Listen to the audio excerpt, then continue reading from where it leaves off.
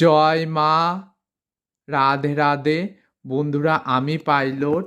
আমার দুপুরে ভোগ লাগানো হয়ে গিয়েছে। আমি যথাবিধি যথা উপচার আমি ভোগ লাগিয়ে দিয়েছি। সেই ভোগ এখন মহাপ্রসাদে পরিণত হয়েছে। তোমরা সবাই মিলে মহাপ্রসাদ দর্শন করো ও লালাবাবুকে দর্শন করো।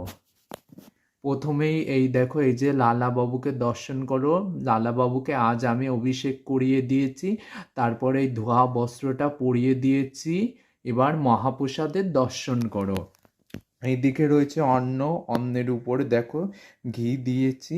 আর তুলসী পত্র ছাড়া তো ভোগ তো ভোগ তো অসম্পূর্ণ, সেজন্য আমি তুলসী পত্রও দিয়ে নিয়েছিলাম। আর এইদিকে দেখো মূলো শাক ভাজা। আর এইদিকে দেখো, এই যে শীতকালীন সবজি যেমন আলু, ফুলকপি, সিম, তারপরে পালং, বেশ পাঁচমিশালি একটা সবজি করেছি। আর এইদিকে দেখো একটা ঘন্ট করেছি, এটা হলো লাউয়ের ঘন্ট।